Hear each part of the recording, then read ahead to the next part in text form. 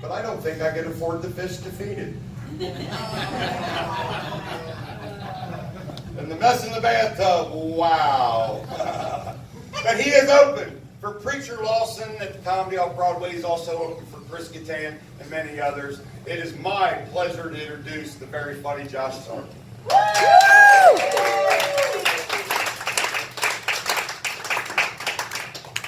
Rob Wilfong, everybody.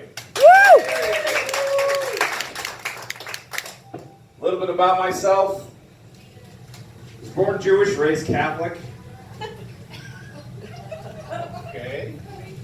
I spent 16 years in the military. Yeah. Yeah. 7 years in law enforcement in Orlando, Florida. Yeah. I've been married for 17 years. Woo!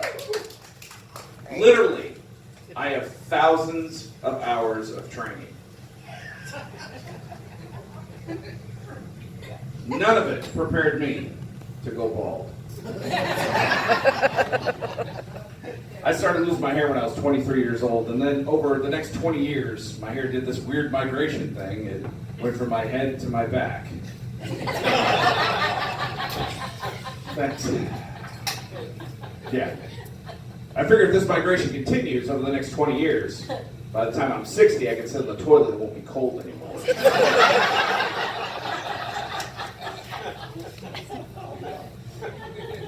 I suppose at that point in time, though, I'll be able to tell the temperature of the water, though, right? Yeah. Okay. My nuts will be in the water, that's what I'm trying to tell you. Little teabag the toilet. Okay. Yeah. It's not like I got up here and, was trying to fool you and I know I'm a big guy. I'm a large mammal. I mean, I don't know when in my life, at 45 years old, I went, at some point in time, I went from portrait to landscape. I mean, it's dramatic. I just don't, I know at this point in my life, the only way I'm ever going to have a hot smoking body again is if they cremate me. Right? Yeah. It sucks. It sucks being middle-aged and having this big thing in the center of my body now. I can't pull off simple things anymore. Simple things, like, I don't know, pick something off the ground. I can't pull this off. I drop something, literally, I'm like, shit! The other day I figured I was going to be slick and get something off the ground really quick.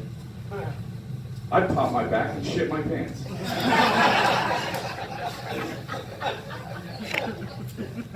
Thanks for laughing at my pants. No, but I travel around, I do a lot of comedy, I'm in my car a lot, so I'm listening to the radio. And there's this funny probiotic commercial that always has me cracked up. It's New Biotics, and the announcer always goes, "You may not be fat. It might be gas. You may not be fat." And I'm like, I'm fat. It's fine. Listen, guys, I don't sugarcoat anything. I'm afraid I'll eat it. It might be gas.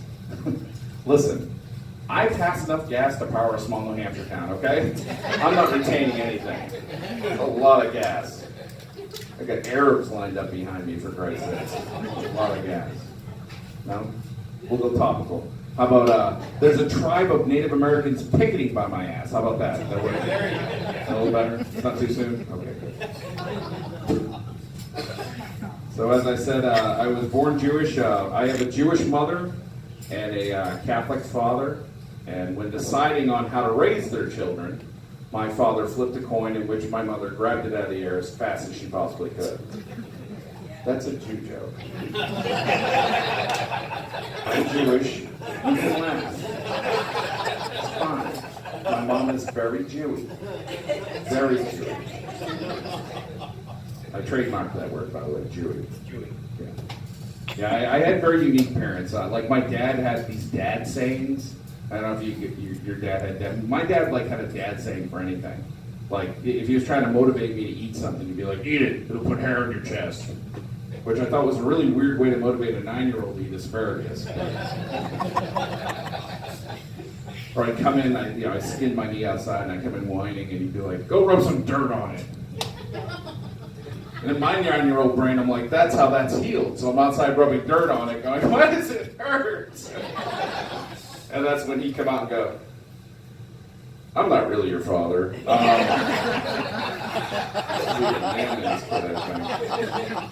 Dumbass. He was a sensitive guy. He was real sensitive. My mom, on the other hand, my mom played first chair in discipline in our house, and thank God, because my dad was a big guy. But my mom used to hit us with a wooden spoon. Anybody have a mom that hit you with a wooden spoon? Yes. My mom didn't even care if it was in use or not. You know, you get hit, and you knew it was for dinner. You know, I was like, damn, spaghetti again? Salt, Mom. Just saying. I tease my mom a lot. You know, I found out later in life that I was Jewish. I didn't know that growing up, and everybody's like, well, you know, she was supposed to have raised you Jewish. You know, at this point in my life, I mean, I'm 45, she's 78. I mean, what am I going to do? You know, throw her down some stairs or something? You know, I said that at a club one night. This lady in the crowd goes, "Oh my God!" It's like, lady, these are jokes. Okay, I'm not really going to try and throw my mother downstairs. Besides, I tried. The bitch is wily. It's like a ninja with that damn spoon. Crazy. No, my mom's sweet though. Like, there's a tradition up north. Like when you get a new car, you know, those that love you, they take a handful of change and throw it in the back seat. And you know, my mom, I got a new car and she threw some change in the back seat. She said, "My son, I love you. You're a blessing to this family. I pray this car always keeps you safe." Now give me back that fucking change. What'll it look like? A thank you. Very Jewy. Very Jewy. So once a month, my family would get, you know, all dressed up, and we'd go out for a real fancy dinner. And this one particular month, we were having Italian. And so we're at Pizza Hut. And the family's ordering food, and my dad is like midway through ordering when a spitball goes right to his glasses. Yeah. He finishes the order. The waitress leaves laughing hysterically. My dad calmly takes his glasses off. He cleans them. He looks at my brother. So I'm not really your father. You know that, right? That was the last time I ever saw my brother.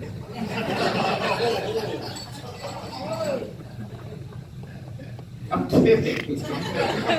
They let me visit him in the ICU. It was cool. Still had on his little Pizza Hut suit. It was nice. That's retarded. All right. So I said I was in the military for a long time.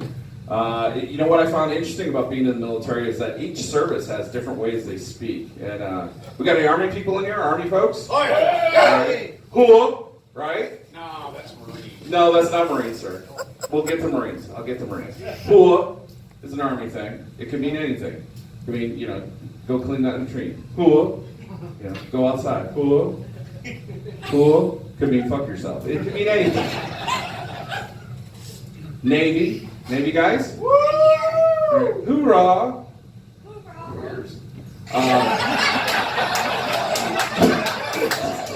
Only service people make fun of service people, right? Right? I don't want to get killed going out to my car later, right? Air Force, any Air Force here? All right, let me greet you. Air Force guys, ready? Hi.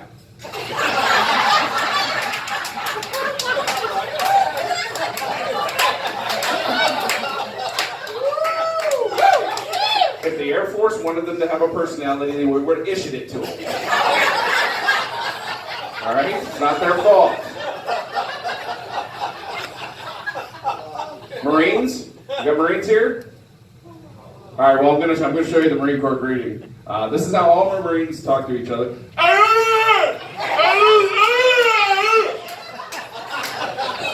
That means, how you doing? How's your mom? Kids okay? Everything fine? Okay.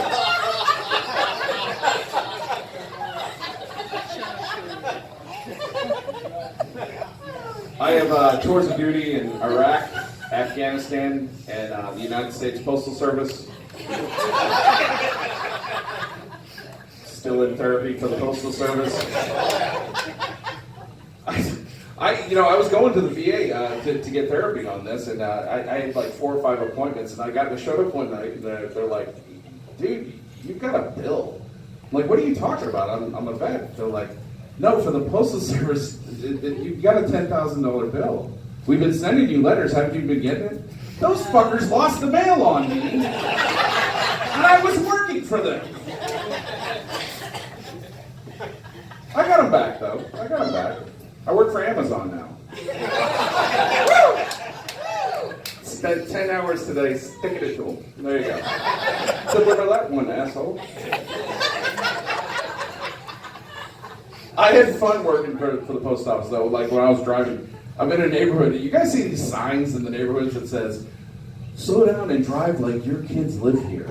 You seen those signs? Like, drive like your kids live here. Why the hell would you want to motivate me to drive faster? I said, clean your room, you little son of a bitch! All right. Having flashback, sorry. It happened. Did I get a simmer down? You should see me at home.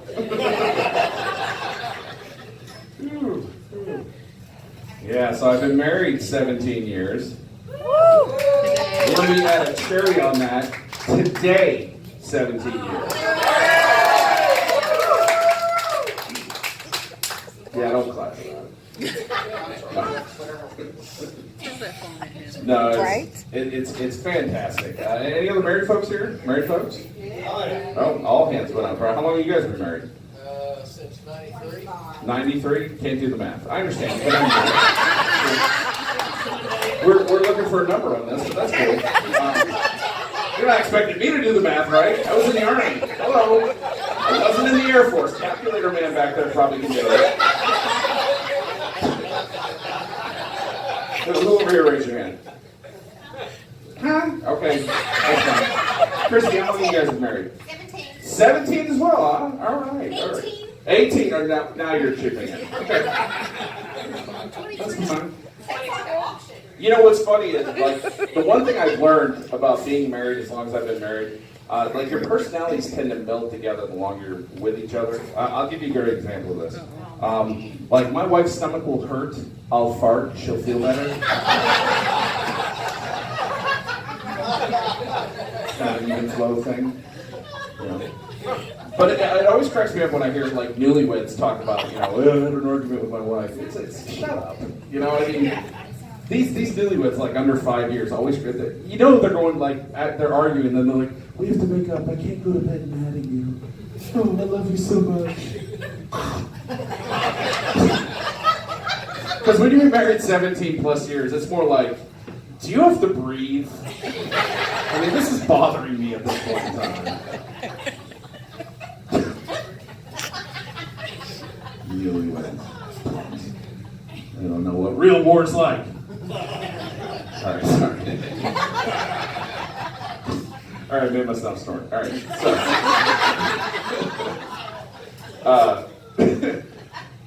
I tell you what though, arguing when you've been married a long time is real neat, fun, and scary at times. My wife and I, we had a really, really bad argument, and we went to our neutral corners because that's what you do. If you're smart, you got to get away from each other because we have access to guns and knives. You just don't want to go there. So I was in the living room, she was in the kitchen, and she was doing dishes, and I could hear her talking to herself. And I was like, oh shit. I better throw a blanket on this fire quick. So I walked in the kitchen and I was like, how you doing, hon? Fine. Who are you talking to? She goes, I'm talking to the dishes. Oh yeah? What do they think about your cooking?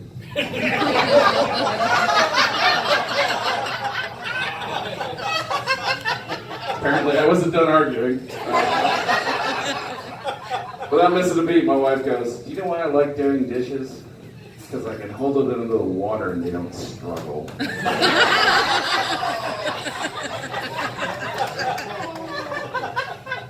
I I didn't sleep for a week. Not funny, people.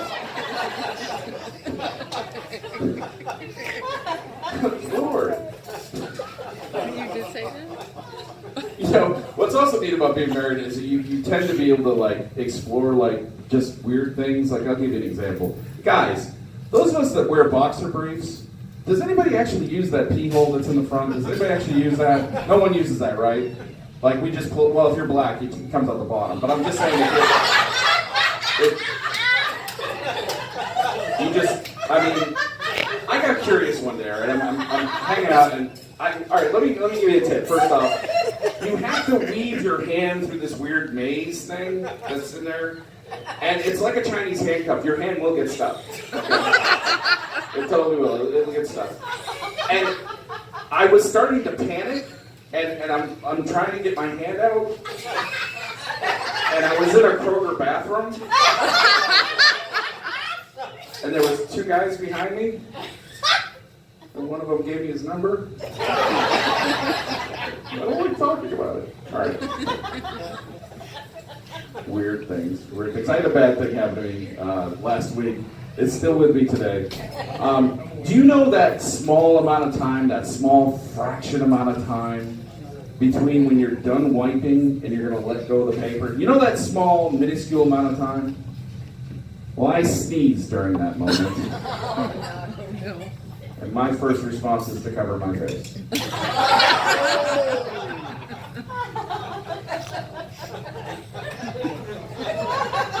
I can still taste it.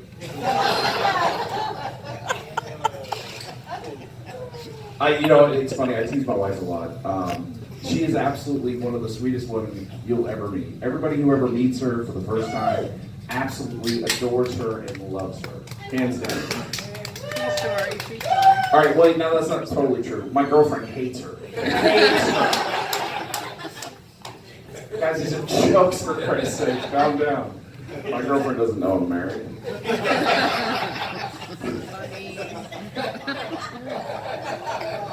I'm gonna get it later. Okay. Let me wrap this up.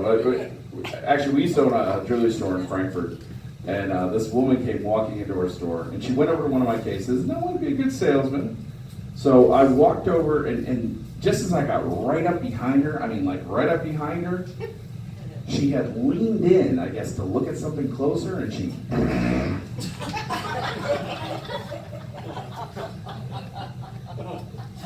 right on me. What do you do? She rolled around, obviously very, very embarrassed. I said, may I help you, ma'am? She said, yeah, I just want to know how much this necklace is here in the case. Guys, I don't have a filter. Okay? I said, look, if just looking at it made you fart, you're going to shit when you see the price.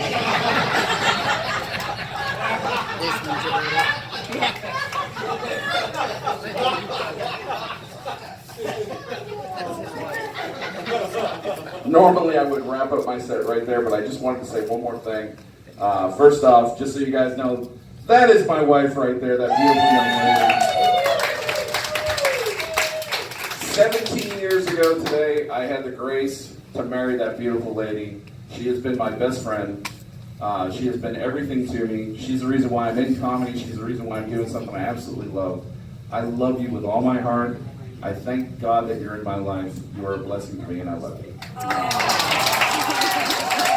That's it. It was my time, guys. You guys have a wonderful rest of your day.